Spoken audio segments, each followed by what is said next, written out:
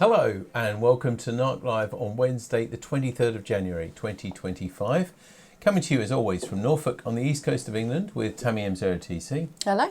And me, David G7ERP. Lovely to see you again.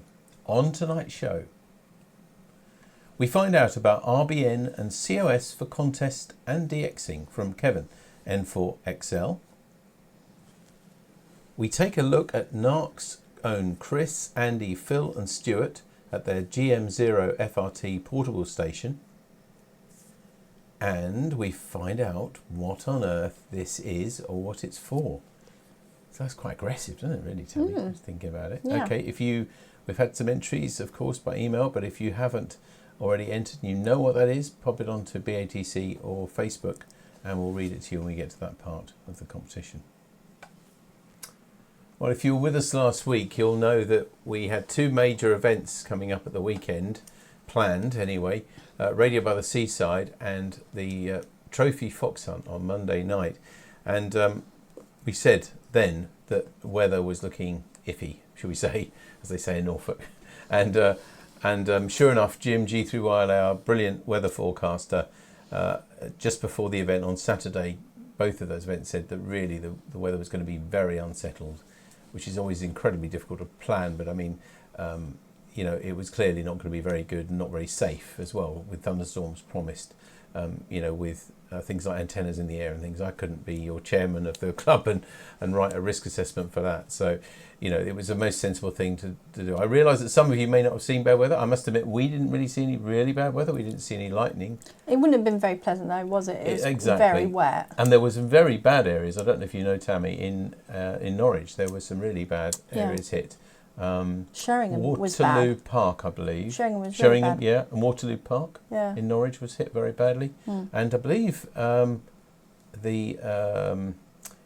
Castle Quarter, as it's called now, I believe that some of the areas that were shut because of flooding. So there was extremes, and I hope you agree that we did the right thing. Now, why I mention those now is to say that Radio by the Seaside both these events were postponed. We're going to postpone that for a little longer though, because we really want to make sure we get good weather, and also of course it's going to be a lot busier now. So with the good people at the cafe there, at the beach cafe, they suggested that we left it maybe till the end of August time when the schools go back, because it'll be a lot more space for us. At the moment they can't give us that allocated area which is just for us from now until the schools go back at the end of August. So look for that, I should think, early September.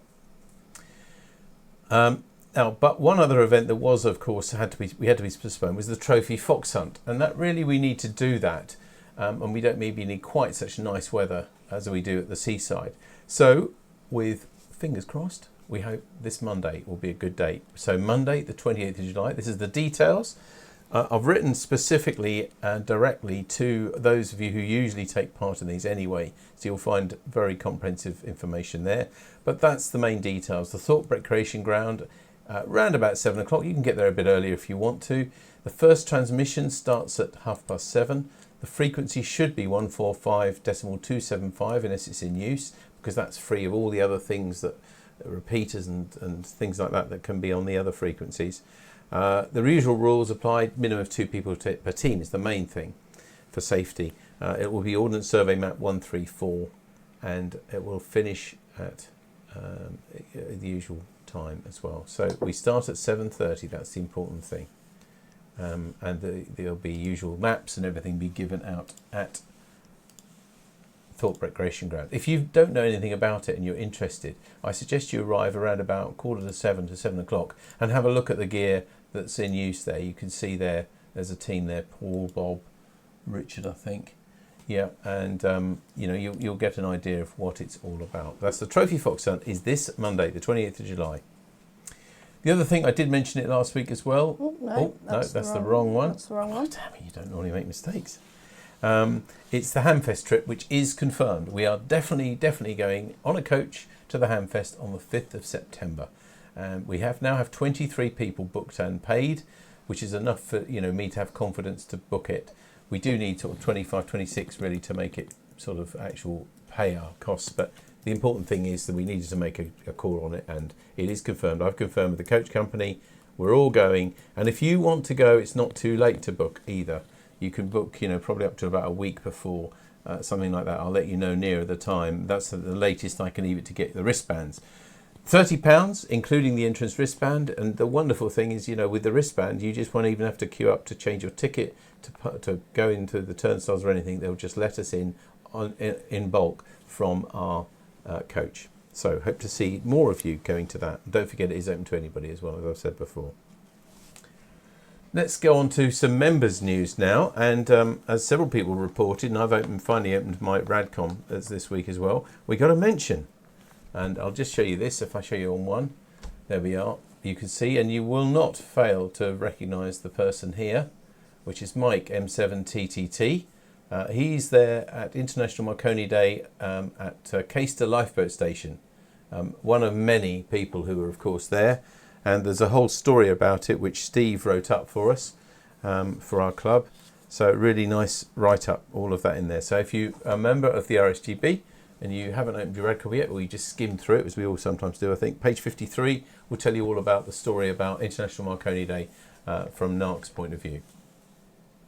Now the other thing that's happening club news-wise is there's a team of 4 pals from our club, Chris, G0DWV, Andy M0NKR, Phil G4LPP and Stuart G4AFF. They've gone up, as you can see on this road trip, they look a motley crew, hey? They've gone up to the Shetland Islands to work specifically the IOTA contest. So these are some pictures. You can't see the beers there, can you? Oh, that was good. What, the beers? Yeah. No. So this is the technical detail if you want it. There is a call, by the way, there is a QRZ page for this, and lots of this you'll get on there. So the call sign is GM0FRT stroke portable. Golf Mike 0, Foxtrot Romeo, Tango stroke portable. And there's lots of details on there as well. Oh, there's a beer, yeah. They'll be active during the IOTA contest from Shetland. The IOTA reference is EU012, locator IP90JF, and WAB square HU45, and it's Shetland Islands. You can see them setting up. I think a lot of that actually was today, because I only got those pictures an hour or so ago from Andy. They also plan to be active outside the contest from the 23rd to the 28th of July on walk bands for CW and SSB, also using their own calls stroke portable and QRV on 6 metres and 4 metres FT8 as GM0FRT stroke portable. So good luck to you guys. Looks like you're going to have lots of fun. Hopefully the weather is kind to you up there, and do have lots of fun. Thank you very much for sharing the pictures with us. That's all the club news and the members news. Tammy, over to you for Little People, which I haven't even had a glimpse of tonight. Here's the Little People. These are, I think we've seen these things before, but it's like the old-fashioned style juicers. Like the glass juicers. Oh yeah, the sort of thing Nan would have had. Yeah, I think I inherited one actually. Yeah. And there's 2 of them there, I guess. It's a merry-go-round. Oh yeah, of course. I was looking at them literally because of that, and I was just thinking, well, that's a juicer. Yeah, for lemons and oranges and stuff like that. Isn't that wonderful? Love the dancers at the front. As always, a new picture every day from miniature-calendar.com. Wonderful. That is really, really good. Thank you very much, Tammy. So what have you been doing? We were, of course, with you last week. Unusual for us to have 2 NARC lives in a row nowadays. It just happened to work better for our speakers. Actually, that's why we did it. We'll be meeting at the school, as I'll be telling you shortly next week. So let's now go to our competition. Just a week ago, I asked you, what on earth is this? And what is it for? Have we got anybody answered? Oh yes, okay. We've got a couple of people online actually. Okay, a couple of questions, a couple of answers. Well, I think one of them is you've got on your script, but I haven't got on my Well, let's script. read the ones online so we don't forget. Mike G8EY says, looks like a cutter for hard wire. Yeah, I get that. Well, mustn't say anything yet, I suppose. But anyway, okay, Mike. And Bob G6PWS says, my grandson informs me it's for guitar strings, a cutter and tightener tool. Bruce G4KZT, I've never owned one of these, but I remember a salesman in a guitar shop trying to sell me one. It's a string cutter and a winder, unwinder to quickly change guitar strings. Martin G6WNN says, I think the current what on earth is a guitar combined string cutter and string winder. Richard G0VCW. The item is a guitar string tensioner for when you're restringing guitars. I would think maybe it was sent in by Steve G3EVA, as I think he fixes guitars and amps. And Brian M7SEY says it's a string winder for guitars and string instruments. So almost conclusive there on what people thought it was. What is it, Tammy? Well, we've actually got a little video, so good. Here we go. Good evening. This week's mystery object is this, which is a multi-tool for restringing a guitar. There is a pair of cutters in the end there for cutting a string in there. That works like that. On this end we have a bit for going on to the tuners. You can wind that on, and then also in this part right at the very end here is a tool for taking out the pins at the end that just slots in underneath, and then you lift it up and they come out, rather than using a pair of pliers and damaging them. So this week's tool is a multi-tool for guitar restringing. Okay. So there you go. Yeah, thank you very much. And I think, Mike, he did say there he thought it was like a cutter for hard wire, and I think we were giving him half a point. I mean, if we were giving Are we giving points? Do we give well, points if anyway? we were, we would give him half a point for that, because it was Okay. kind of right, wasn't it? He'd worked out that was a kind of wire cutter thing at the end. Anyway, great item. Thank you very much for sending that, Steve. This won't be the first time you hear me say this. I really do need some more pictures. I had one this week, but we're really running very, very low now. So please, if you've got an unusual object, something like that, maybe a specialist tool that you don't think many people would know what it's for or anything, then please do dig it out, take a picture or two of it, ideally one in use, and just email it to me in the usual place, and then we can use that as a competition. Now, let's have a look at what the next item is when I ask you, what on earth is this? Or what on earth is it from? Probably it would be better to say. What is it, and or what is it from? Something very specific, very classic about this. That's the only thing I could tell you. It's not completely obscure, really, because I'm sure we could all take something apart at home and get something from it, but this is something really classic for people in our hobby. That's as much as a clue as I'm allowed to give you. Yeah, we should say that it is apart from something. Yeah, it is a part, that's right. It's a component from something, but something very classic, I would say. So if you know what that is, you've got 2 weeks this time to find out, or to let us know rather. Have a look at that, see if you can work out. Maybe you've taken one of these things apart and seen one of these yourself over the years. You've got, say, just under 2 weeks to let us know, and let us know in the usual place, radio@dcpmicro.com. Good luck. So, before we meet tonight's guest, just time to tell you what's happening at the club this week. So, Sunday, we've got the GB2RS News on GB3MB at 7 o'clock. On Monday, that trophy fox hunt from the Thorpe Recreation Ground, starting there from around about 7 o'clock, if you want to give that a look. And on Wednesday, July the 30th, we meet at CNS between 7 and 9:30 in the usual room. It's a social informal plus a show and share table with free stuff on it. So if you've got some free stuff you want to share, go along, put it on the table. If you want some more stuff, then go along and have a look as well. That's been really successful, as I've said before. If you don't often come to club meetings, amazingly successful and popular that is as well. And it's great to think that things are not just going to end up recycling. One person's junk is another person's treasure. That's right. Yeah, you're not going to take any of my stuff this time, are you? I hope not. Okay. And don't forget to let us have your stories, your news, your pictures from, just like Andy and Chris and co up there in Scotland. Just let them have us in the usual way to radio@dcpmicro.com. And of course, our card, which we're always happy to send to anybody to cheer them up. We'll just add your name to ours and send them to them with great pleasure. radio@dcpmicro.com. So now to a guest who's become really a regular on NARC Live. We've seen him quite a few times over the last few years. He's coming tonight to tell us more about the reverse beacon network and COS, which I think might stand for carrier operated squash, but he'll tell us more as we meet Kevan N4XL. Hello, Kevan. Oh, he's frozen. There you go. That's not happened before, has it? Well, Kevin did say earlier he couldn't hear us, but Oh, really? I wondered if we'd gotten over Can you hear us, Kevin? Oh, dear. He's sitting there. If you only you could see this at home. Well, we could even show you the picture. Oh, Can you hear Kevin, us, can Kevin? you hear us? I got you now. Oh. Ah, we were worried then. Sorry about that. I don't know what was going on there. No. Okay. Well, we can now see you, I think, as well. Tammy will just bring your picture up as well, so we can see you there. That was a relief because I wasn't really prepared to give a talk on reverse beacon networks and things like that. Lovely to see you again, Kevin. Thank you very much for this. As always, well, it's lovely for you to join us.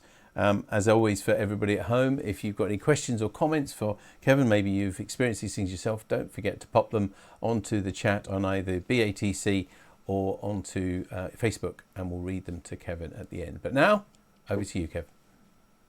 Well, it's good to be back with you all again, and I appreciate the opportunity to address the club one more time. They caught me kind of short on this one, so I ended up hauling something primarily out of the contesting presentations I give. But this first part about the RBN, which stands for Reverse Beacon Network, is something that whether you're a contester or not, could provide useful for you in determining how your signal's getting out or doing some antenna testing and whatnot. But once we get through that, the COS, which is Contesting Online Scoreboard, that's pretty much just for contesters only. You can stick around. It's useful information, interesting, I think, but primarily just contesters. So with that, I'll go ahead and launch into it. Crutch or tool, the Reverse Beacon Network or the Contesting Online Scoreboard. Well, let me see if this is going to work for me. There we go.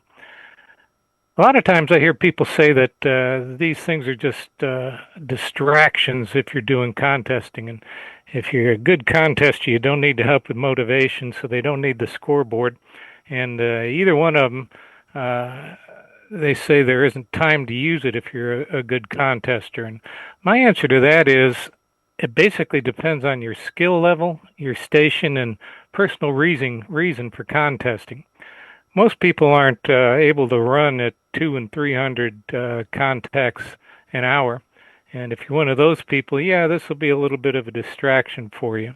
But for the most of us contesters, we ought to find a little bit of time to be able to fit it in somehow. Now, I don't generally like reading things, and this is contest-oriented, but to illustrate my point a little bit, I want to read this. It's from a Reflector post. And it's from a very successful multi operator. He has people come and operate several transmitters at the station at once. And he said when Ken did his first ARL 10 meter contest from here, there were a number of little things he was doing or not doing that were making an impact on his score and rate. But the one thing that really struck me was not any one operating style or error. It was that when he was running stations, that was about all he could do. He just did not have the mental bandwidth to do anything more than run stations on one radio and get them in the log. He could not think about where he should turn the antenna or answer a short question from me, or for that matter, use a second radio.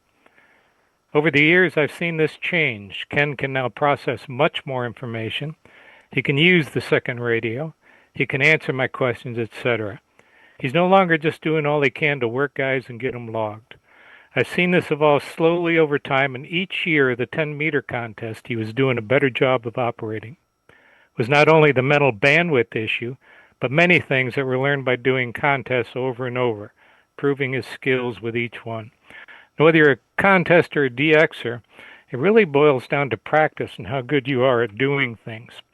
And the way I read that, the point is every experienced top-scoring contester I've met can easily handle looking at the RBN or online scoreboard, and that's when they're doing rates over 100 an hour.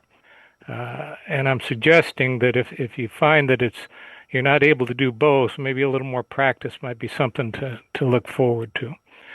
And serious contesters, they want to win, or at least do the best they can. And winners believe in continuous improvement. To improve, you ought to know what your weaknesses are.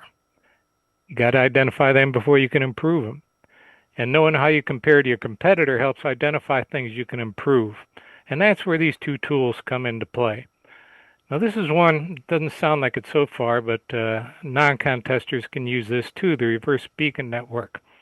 A lot of people think all it is spots, and that it generates spots to use for DXing or for uh, contesting. But it's also a comparison and measurement tool, and that's what I'm mainly going to stress. Now, if you don't know what the RBN is, we transmit our signals, and there's these computer skimmers out there that pick up the signals around there, and it both puts it out on a broadcast amount, and everybody can copy where such and such a station is. The RBN only works with Morse code, teletype, RIDI, and PSK, but they are looking more at FT4 and 8 now, but they're finding it overloads their servers too much, last I heard, so I don't know if that's functional or not. And if you want to get spotted sometime on the RBN so that people can find you, then you need to put one of these things in your CQ when you're putting it out. The word test, CQ, obviously, or if you're in a special contest, FD for field day, SS for sweepstakes, NA for the North American QSO party. Or DXers, if you put up for listening up, it'll go ahead and look for that just as well and put you on the RBN so everybody can see where you're at. And another thing which comes into play if you're not a contester or a DXer, you just want to do some antenna testing. If you repeat your call at least 2 times in a row, and they suggest maybe 3 or 4 if you're just doing testing, then it'll be picked up by the RBN and broadcasted. So if you're trying to do some antenna testing, and as we'll see, that you can look around and see who's hearing you on this map in a minute, it'll let you be heard by the RBN even though you're not doing a contest. And the RBN only broadcasts a repeat spot every 10 minutes or so, and that's unless the station is moved 300 hertz. So if you're doing some of this antenna testing where you put testing, N4XL, N4XL, N4XL, put something like that out there and you want to switch to another antenna and see how they compare, you got to at least move 300 hertz before the RBN will pick you up. And one other thing, I mentioned this for CW only. If you're a sideband operator, only operates sideband, something you might consider is getting somebody or figuring out how to put a simple CW message in your logging program or in your radio's memory keyer, if you can, and put in there like testing M1ABC, M1ABC, M1ABC, and the RBN would pick you up. And that way, all you got to do is push a button. And because you're saying testing, I assume you're legal over there. That's legal here in the U.S. And they suggest you repeat that for a minute or so that the different skimmers around the world can pick you up. But the RBN, this is basically what it does. I'm sitting right in the center of this thing where the blue dot is in USA. And when I was calling CQ one time during a contest, this is where it said I was being picked up, all the different places. If I remember correctly, I had my Yagi pointed to Europe at that particular time, which is why most of the spots are off in that direction. But it's surprising they pop up in odd places too every now and then. And you put your call in that little blank where it says N4XL and sees I'm spotted. And then this little chart comes out and you can go ahead and read it. Now I'm going to zoom in a little bit. The signal to noise ratio right there, that tells you how strong you are at that particular location. So if you're doing antenna comparisons or you're trying to see, hey, am I getting out to, let's say, Africa very well, you can go ahead and see somebody will spot you in Africa or wherever, and you can see how strong your signal strength are. So you can compare 2 different antennas if you do it close together, because we all know propagation changes and stuff like that. But if you do an A-B comparison pretty quick, you can see how your antennas do. Or just change an antenna, record this for a period of time, change your antenna, and then try to do a longer term comparison and see what your averages are at different times and dates. It's a good way to do some comparison for things. But as a contester, as a short term, this tells you where you're being heard in the moment, actually, and how strong you are out there. Now, this also, you can type in your competitor's call and see where they're being heard at. and it also shows you the frequency they're on, so you know where your competitors are when you're contesting, what band they're on, and how strong they are if you're kind of competitive with them on that particular band, or maybe you might be more productive if you're not doing well enough on a particular band. This is a zoom in just showing the calls, and I shortened up the table so you also see the signal noise reduction right next to it. But notice here the VE6JY, there are 2 entries for that. That's because some people out there have 2 different skimmers. Sometimes they have antennas pointed in different direction, or one might be a vertical, one might be a dipole, whatever the case may be. So you can't always tell with accuracy that signal to noise ratio is going to give you a realistic impression of how strong you are, because the antenna at the other end, the Yagi, might be pointed away from you, but it's still a good tool to put out there. And of course, propagation changes rapidly, so you might want to check back on this fairly often. There are plenty of display filters in the RBN. Different things you can do, advanced mode, how many rows to sign, etc. And I like to set mine at 15 minutes, even though it renews every 10 minutes. For me, that just makes it feel like I'm going to have the spots there longer in case I don't get to them first time around. And you also have this thing for a spot analysis tool in the RBN system. And there's a little separate page you can go to. And that was part of a multi for a while, Kilo Bravo 4 Delta X-ray. And I typed in their call into here, and you have to tell it what skimmer. It doesn't check all of them at the same time, but you have to tell it what skimmer. And over here on the right-hand side, behind all the like 2E0INH, shows that particular skimmer had 47,900 spots. I'll pick some skimmer with a lot of spots as compared to down at the bottom, DK8NE only has 33 spots. But I'll pick somebody that has a lot of spots because I got a pretty good likelihood of being picked up with them. And when I did that for KB4DX, I got a chart that looks like this. So you can see on the different bands, in this case 15, 20, and 40, what my signal strength was at that particular station at what UTC time. And it gives you a kind of a glimpse as to how you were doing over time at that particular station. Now that's some useful information, and you can do it. By the way, at the bottom there, this 40-meter spot, you can see there's a very strong signal to noise ratio there, and it's fairly consistent coming out of KB4DX. He had switched from a 3-element 40 to a 4-element 40, and it really showed a dramatic improvement in the average of his 40-meter spots going out.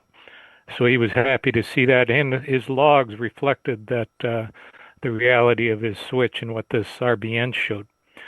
But you can also type in 2 different calls and compare 2 different stations. And of course, people can point their antennas in different directions or whatnot. But in this case, K3WW was a competitor of KB4DX.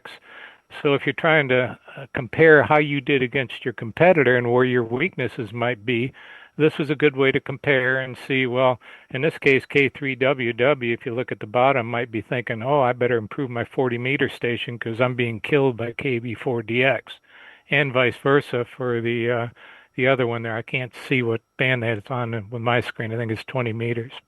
So those are the types of things you can use a reverse beacon network for besides simply generating spots.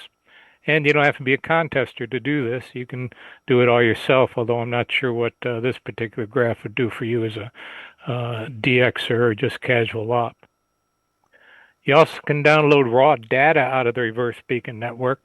They go back in different years and months, and you click on these links at the bottom where it says January, February, March, and it'll give you the raw data for those periods of time, and you download it. And one thing that happens there is because there are so many spots being generated from thousands and thousands of stations for a long time, the file I chose to operate, and I picked 2 or 3 of them, they're all too big for Microsoft Excel, so I had to get a different thing. And back when I used to be working, I used to have to use Access a little bit, which has a larger capability than Excel, so I had to dump this into Access to make it work. But you can get a lot of useful information out of there. Here's the type of thing Who the spotter station was is on the left, and where they were as far as their DX prefix, and or you can just do it by continent, the frequency, who is copied, so you can sort for your own call or your competitor's call, etc. What the signal to noise ratio was, what time of day it was, etc. And if you're really a geek about trying to improve your contest scores, this is an excellent way to go about figuring out. Or if you're just generally wondering how come Bob down the street got through and I can't, you might be able to look at this and see what the his signal to noise ratios are as compared to yours. So that was the reverse beacon network, and this next part we'll go into the contest online scoreboard. I kind of hate to say this, but there's not much in here if you're not a contester. So you can stick around and enjoy the show, or whatever. If you got some questions now, feed them in to David, and I'll answer them before we go if you don't want to stick around. But not hearing anything, I'm going to go ahead and continue on into the contest online scoreboard. Now, a lot of people think this is kind of useless too. Again, they think it's kind of a distraction. They don't want to mess with it. But this too has a lot of information you can do about comparison and motivations as well. So down here you got a menu when you go to the contest online scoreboard. And by the way, you just type in reverse beacon network into Google or contest online scoreboard and you can get to these places. And this one was going on, and there weren't many going here when I went ahead and started stealing these screenshots. So I picked on the Youth of the Air contest, which was going on the air at the particular time. But you can see which ones are upcoming, etc., and get prepared for them. I chose the Youth on the Air contest, and this is the screen from the main contest, people feeding into it that you get to see. A lot of information here, how people place in their category, like single up. Can I get this here? Yeah, let's go ahead and get this highlighter here a second. There it is. Laser pointer. Right here is the single all high pressure CW, and you can see November Bravo 1 November is in first place, and I'd probably be down here somewhere, except I'm only a low power operator. So it's kind of good to see how you're placing and how people are going. And the scores go up through the contest, so you can get a little bit of encouragement for you are, or see how you're doing next to the competition and go up from there. So that's a lot of useful information. How long ago, what club they're in, etc. But there's a lot more you can do with this. The gray means the person's offline when you look at their score. Now, I asked the scoreboard people what the green and the black means, and I was kind of surprised. He says, I'm really not sure, but I think the green means that it's gone up since the last update, and the black means no change. So that's why I got the question marks here. I do know for a fact the green scores go up. I don't recall what the black scores do, so it doesn't really matter. You just watch your competition anyway. We're going to look at a couple of the options here, the profile, the filters, the view, different view screens you can get, a score breakdown, which has caused a lot of controversy in the contest group, and the clubs and teams screen. So the first thing we're going to do before we do that, though, is that whole home screen of the contest online scoreboard is really big and took up too much real estate on my screen. So I started looking around and saw that little mobile phone thing up there and went looking for it. And if you click on that, you go from this type of display here to a much more condensed version, and you can save real estate on your screen so it doesn't take up as much room. And you can resize this window. You can't resize the main one there. So you can put that wherever you want and shrink it up as you want to do, etc. So that's a good thing to know. In the profile section, the things you'd all expect, your call and all that stuff, you got to make sure you're using your call sign if you use any other call signs for different things. Your club and your team, that's important to make sure you get those correct if you want the screens to display that stuff correctly. And then you have to update your profile. If you have more than one call, you can add the extra calls and make that work for other call signs in there too, although I haven't done that yet. Now, a couple of things about this. Again, make sure those things are correct. But down here at the bottom, it talks about team management page. And when we first started using this as part of the Swamp Fox contest group, The people would go in, see we'd publish who was on what team, and they didn't see it, so they just go and start creating their own teams, and that caused quite a bit of problems. So if you're in a contest club with a team, I would suggest that you just let the team manager set that thing all up, and he can make that all happen correctly. And if you're team manager, spend a little time and figure out how to do that correctly so it doesn't cause issues. If you're N1MM user, that's really all I have in here, although some of the other programs may use it. I know N3FJP has their own version of the Contest Online Scoreboard. I think they reach into this too, but I'm not sure yet. But this is the N1MM configure, and a few things in here. You got to check that box to put your score out on the real-time scoreboard. And not a big deal, you just check it. Used to be for that you needed to put a password in. You no longer have to do that anymore. But you do want to put your call in there so it knows that who's it's reporting correctly. Down here, the score distributor server, there's a couple of these online scoreboards out there and other ones in Russia. And unless it's changed, last I knew that distributed to both the Contest Online Scores board that we're talking about here, and also the Russian one that's out there. Now I'm going to talk a little bit about this, and we'll see a picture about this in a minute. But when you report your score, you can also tell it, or it will by default, report how many cues you made on what band and what your points are on that band. Now, a lot of people don't like doing that because it tells your competition where you are and how you're doing on that band directly. And there was a lot of people said, "Oh, I don't want people to know that. I'm not going to use an online scoreboard because I don't want them to get that kind of detail." And it gives them kind of an insight into what your contest strategy is. All you got to do is click this little box that says exclude band breakdown. They'll still see your overall score, but they won't be able to see the actual band breakdown. But as I just got done saying about the RBN, sneaky people can go over there if you're doing a Morse code or a RIDI or a PSK contest and get that data right out of there anyway. So it's only the sideband people that affects pretty much.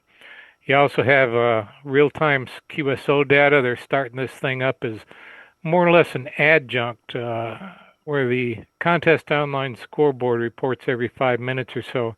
This thing actually does a real-time input of your entire log data and calculates out your score and everything for the event. To be honest, I don't really know what it's all about. I usually check that box and send my information, but been acting up a little into one end, so we all kind of stopped for a bit, but they're trying to fix that right now. And again, I mentioned the password you don't need. In the Contest Online Scoreboard, you can put this filter in, check or uncheck any of these boxes, and only get displays of what you're interested in.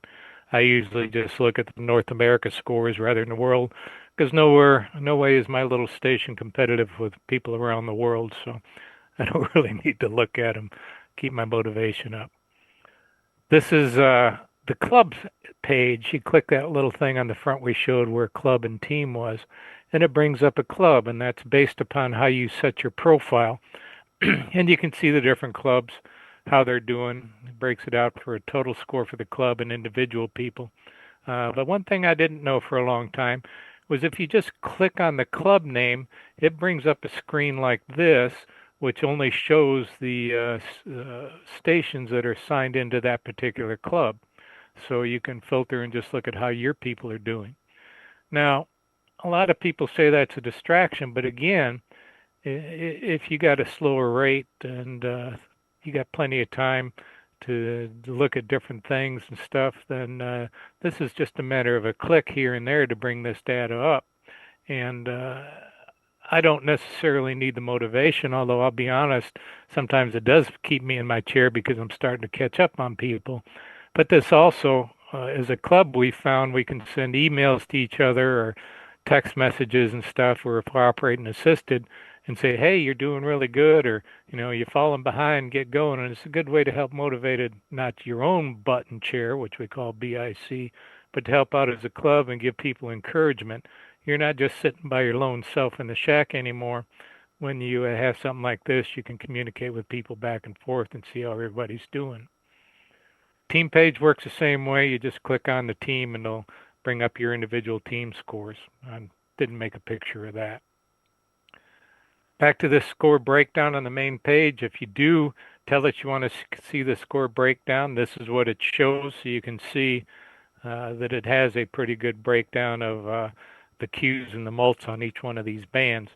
But there's one line here that's blank, and that might be blank, one, because the guy, whoever it was or girl, said don't share that information, or it could just be that person hasn't been on the air yet. So if you check that, doesn't matter if the score breakdown's there, they can't see the data. Here's a couple that I like to do. There's also the View tab, and there are 3 options up there.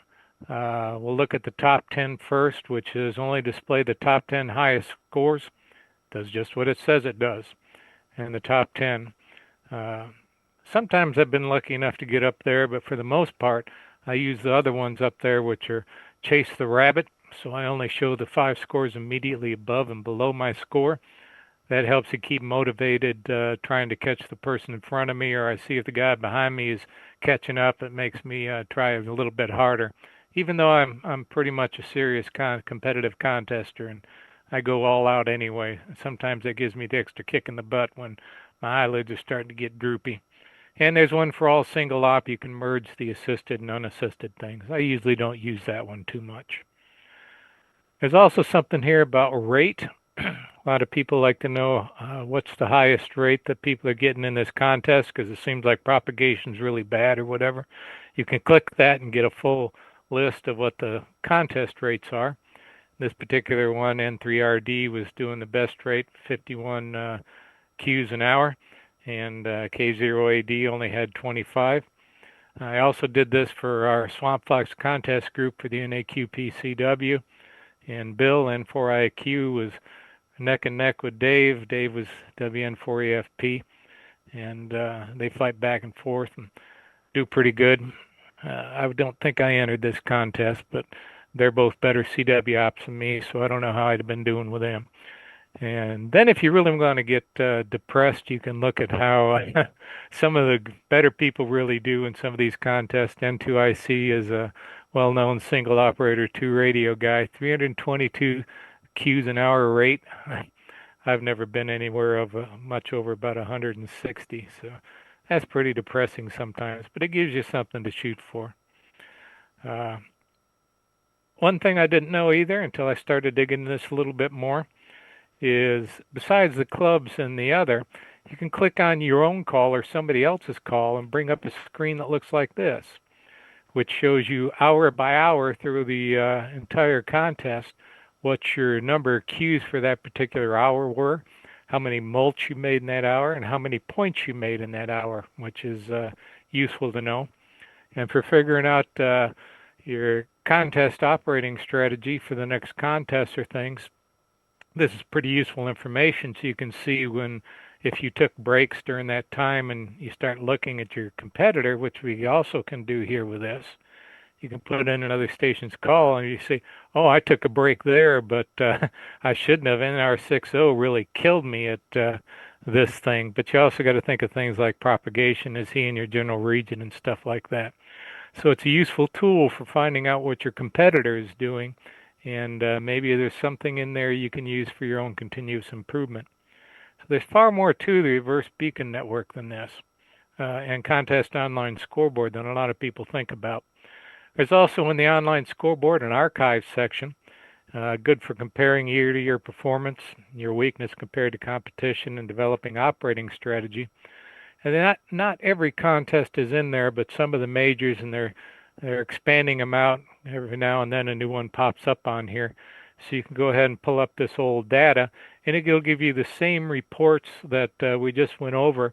You can do the same type of analysis, but it's a snapshot of how everything looked right at the end of the contest.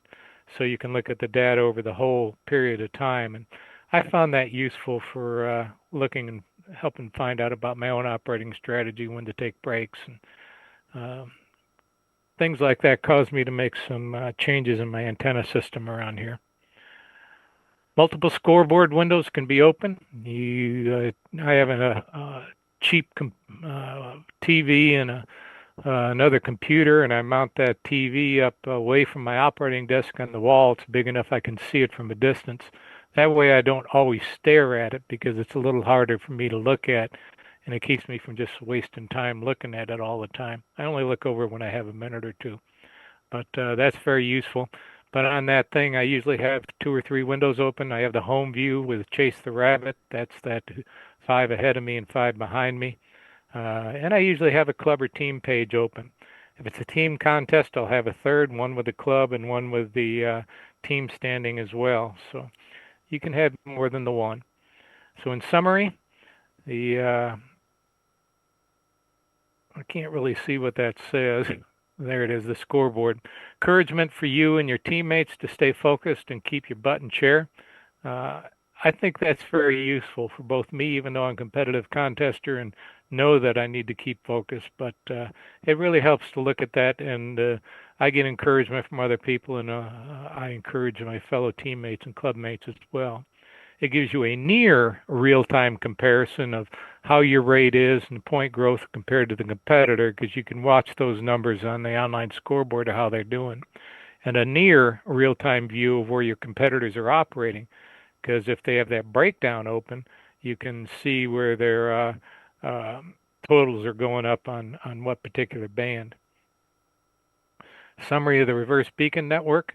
If you're running, it gives you a real-time view of where you're heard and how strong you are in those locations. Now that may not sound like much, but sometimes I've thrown out a CQ and the band seems completely dead, but I'll see a high signal-to-noise ratio, so I'll stay there for a little bit longer, calling CQ longer than I normally would have, and after a little bit of time, in many cases, not every, but in many cases, the spots will hit or somebody will hear me and that the band's open, and I'll pick up some mults that I otherwise would have missed or begin a run there. I'm a low power station with only Yagi at 50 feet and some wires vertical. So it's hard for me to be one of these high power competitive people. And if I can get a good run going somewhere that I don't have all the QRM blown away by these high power stations, it's worthwhile. And also I do a lot of search and pounce. So you're not going to get the RBN input if you're doing a search and pounce. So sometimes I'll just stop and throw out some CQs and wait for it to show me where my signal's being heard, so I know if I'm wasting my time trying to break these pileups in Europe or South America, or hey, I might be able to be competitive by pointing over towards Japan, whatever. So I'll throw that out and get a feel for what propagation is doing and then move on. The RBN also lets you know if your competitor's running where they are, because it gives the frequency and how strong they're heard. So sometimes you think that the guy's really killing you or girl, and you find out that your signal's just as strong. So maybe you just need to find a little bit different frequency where you're clear, not so much QRM, and then you can go to town just like your competitor is. Or, he's doing lousy too, so maybe you ought to just move to another band. Both the RBN and scoreboard give you these advantages. After the contest, you can look at your band change decisions and did you have any missed opportunities as compared to your competition. And after the contest, you can evaluate your antenna effectiveness because of that signal-to-noise ratio. And again, how many cues you made while your competitor was looking there too. So that's pretty much it. Those are my references. Pete Smith, N4XL, was real big on the RBN. Contest Online Scoreboard has a lot of information about it, how to work it and use it, and there are website screenshots. So that's all I have. Kevan, thank you very much indeed. Certainly the Contest Online Scoreboard's new to me, and I guess it may be to others. We've over the years had talks about the reverse beacon network, and many of us use it as well. It's a great way to find out how far you're getting out, isn't it? But so this is an opportunity for you at home now. If you have any questions or comments for Kevan, please put them on right now and we'll read them to him. Kevan, there's loads of tools, aren't there, available for some of these sort of things. Anyway, some of these are unique, but are these vital things you think, not just for contesters, but for anybody who just wants to see how well they're doing?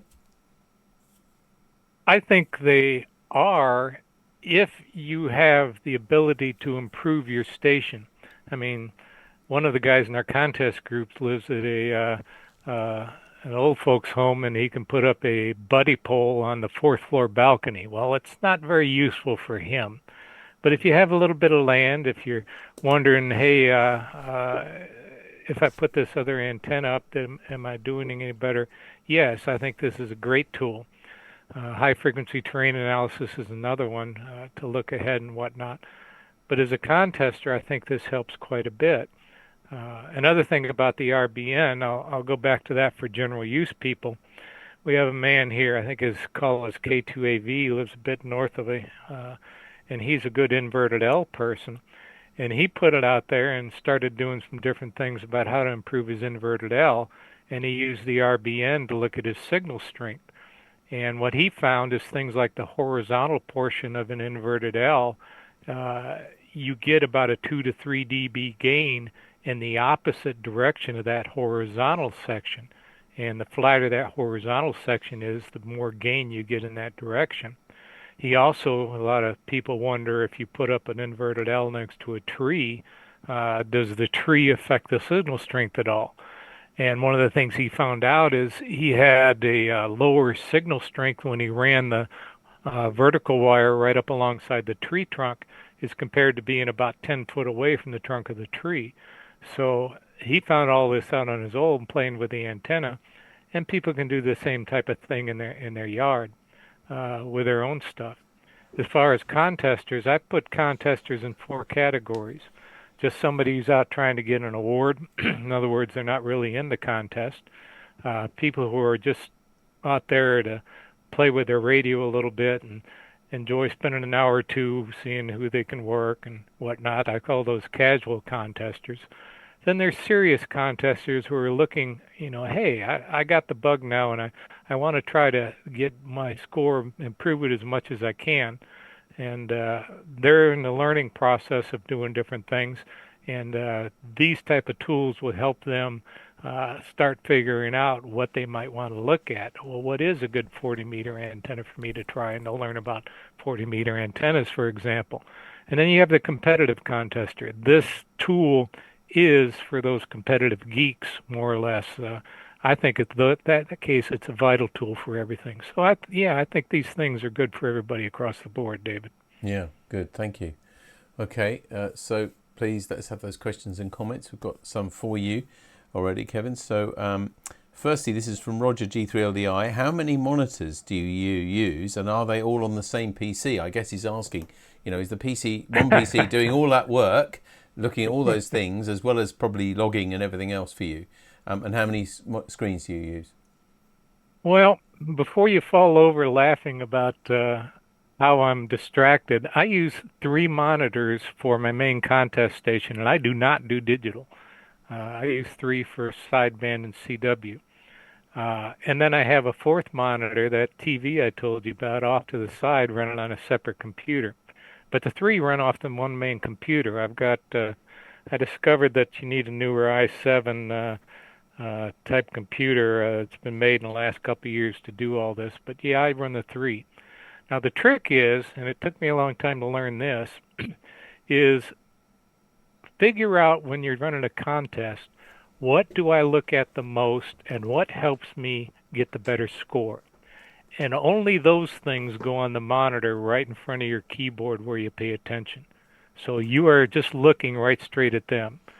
Then the secondary things that are just useful now and then, like, what am I trying to say? I don't know, the information screen from N1MM, it tells you what your rate is and what your goal is. That's secondary information. I'll put that on one of the other monitors and stuff like that. But I spent a lot of time identifying what I use, what I don't use. If I found myself going to a monitor, one of the other monitors, and clicking on it all the time, I know I use it. I move it over to the primary one.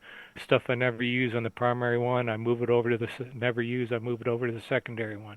So I use 3 plus the 4th for the online scoreboard. Okay, all right. Thank you. 4. That's 4 is a lot. We've got a lot of screens here, but I wouldn't want to do 4. I think that's a lot. Okay, another question. Do you use the online scoreboard for every contest, I like to. This person says, Roger, I like to see how friends are doing that way. The answer is yes. I do. And when I first started contesting, I was kind of the old school, like a lot of people are. If you're using assisted, you're not a real contester. And it used to be when assisted started coming out, the older guys who weren't assisted were blowing away the newer people. But now there's a ton of tools, and I've given some talks to this club about the different things that are. You've seen the assisted people are beating the unassisted far more often these days. And the online scoreboard is a way for me to have fun. But assisted in general is a path I went because I'm just a little pistol station. When I'm in a big multi running 1500 watts like at NQ4i, I as a mult operator, not the primary person, as a mult operator was using a 4L1 beam at 135 feet and 1500 watts. Well, we could get all these rates that we didn't need to have the fun of assistance, and you really didn't necessarily have the time to look over all the time then. Sometimes you did, sometimes you didn't. But the contest online scoreboard has provided an element of fun, and for contesting, if it's not fun, don't do it. So, yeah, I use it all the time now. Good, okay, and a supplementary question. Have you tried SDC yet? And if you know what that is, will you just, for everybody watching who doesn't know what SDC means, can you let us know? No, I can't. I've heard the term. I think it's got something to do with the, Roger, Flex do tell system, us, if Roger, come back to us very quickly, have you tried SDC yet? Do tell us what that stands for. That might give us a chance, please, Roger. Any other thoughts from anybody? Please put them in now.